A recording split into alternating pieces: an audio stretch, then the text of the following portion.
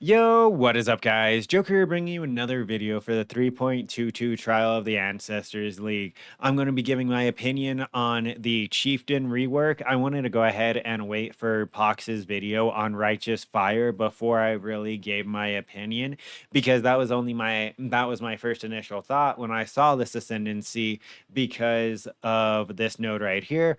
Ramako's Sunlight. Nearby enemies have no fire resist against damage over time while you're stationary. So my first thought was, oh, okay, this seems pretty decent for Righteous Fire. No, apparently. Pox was saying that you get enough negative fire res on your average Righteous Fire character that this is kind of redundant at best, where essentially it's going to be overriding your massive negative res and just changing it to 0, which is actually having you do less damage. So it's not good there either. So that killed that idea. Then we have Hinakora's Death Fury, which, I mean, it's a thing.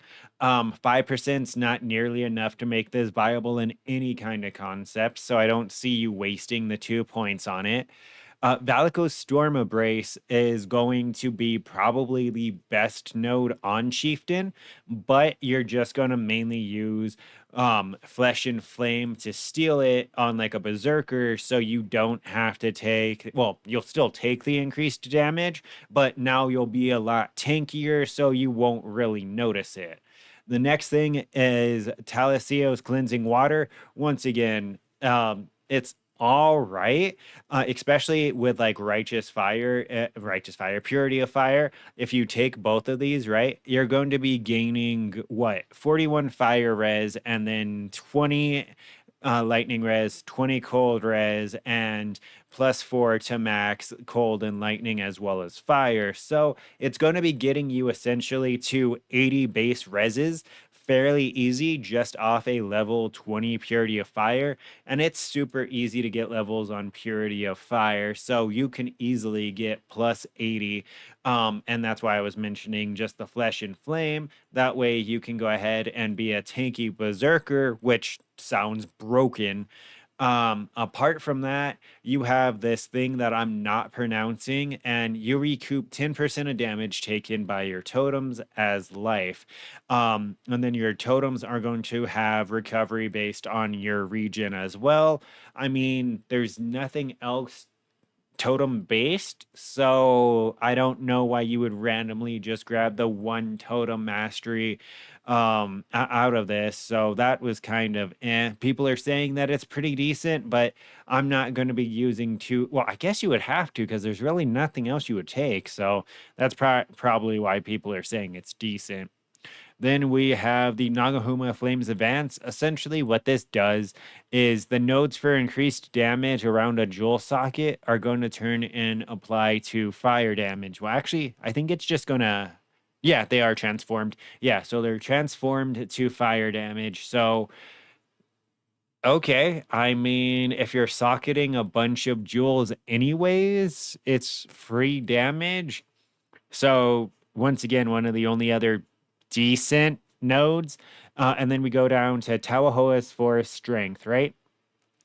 And that's going to be triggering Tawahoa Chosen. Unless they rework the damage here, which it looks like they just did in 319, so I don't see why they're going to do it again, but 100% more damage. If anything, they need to cut this cooldown in half. That's how they would make it viable. Apart from that, I mean, you can be a slammer, but the downsides of that are you're playing a slam skill.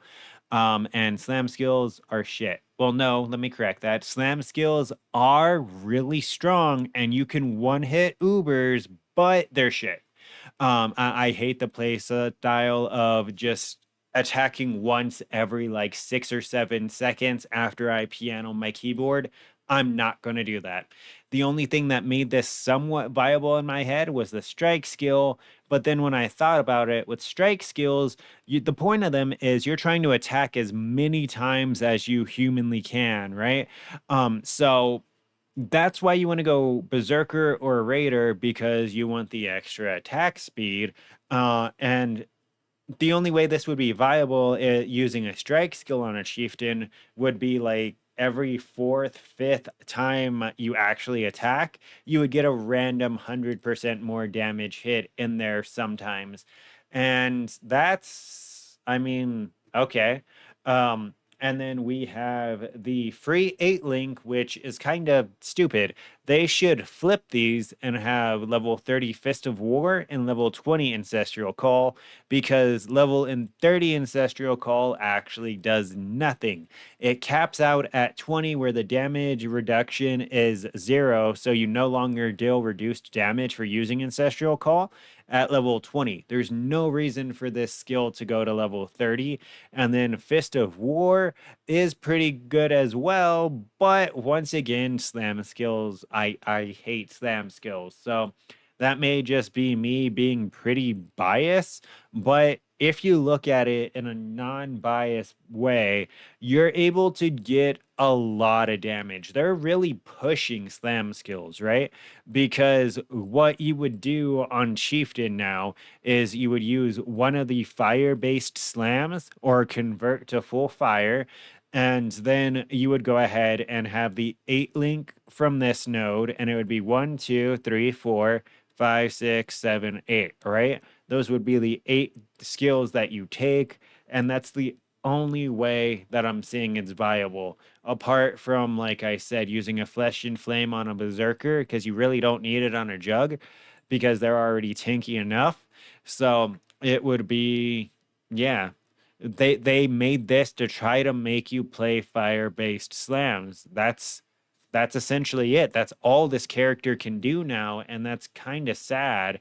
They're they would need to completely rework slams compared to just trying to pump out more and more support, because if you look at it, yeah, some of it is stupid. You get a free 100% more multiplier here, you get a free 98% multiplier here, and that's not even counting your 5 other damage links that you have in your support, which I think some of them are really high as well. You have Ruthless, so that's another 100% more right there. So slams are going to do a lot of damage, but slams aren't fun to play. So right now, my two thoughts are either going to be either conversion Frostblades with this, where I do full conversion from ice to fire, and then the Tawahoa's Chosen and the free Ancestral Call, right? That allows me to get like a pseudo 7 link in my body, plus every like fourth time I use Frostblades, it's going to do 100% more damage.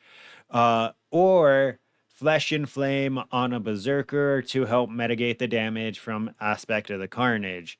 Apart from that, the Ascendancy's not really there. So, fingers crossed, patch notes says something in there about making skills viable or something for this. Because right now, Chieftain, I kind of hate to say it, but I agree with Captain Lance. Chieftain's kind of dead. There's I can't think of a viable build. Righteous Fire was my only thought, and that was debunked. So now there's not even 8 viable nodes you're gonna take. This Ascendancy is literally a Flesh and Flame. That's it. It's just a Flesh and Flame jewel for the free max res, and that's stupid. But yeah, that's pretty much my opinion. If you can think of anything else, or if I misread or misunderstanding something, please tell me of a build I can play besides a slam skill on this chieftain that would be somewhat viable, because I don't want to play a slam skill. I'm sorry. I mean, obviously, I always do a poll on what I'm going to league start with, and if it gets enough support, I will do a slam skill chieftain. But I'm going to reroll as soon as I can.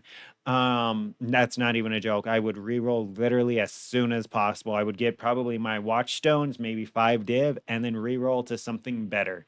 But yeah, that's pretty much it. Don't forget to like, comment, and subscribe to stay up to date with this and future content. I'm going to be probably doing like the Guardian next, and then hopefully we get patch notes. If not, then it's going to be probably like going over the more in-depth of the announcements, so like the league mechanic, my opinion on the items, stuff like that. But until next time, take care.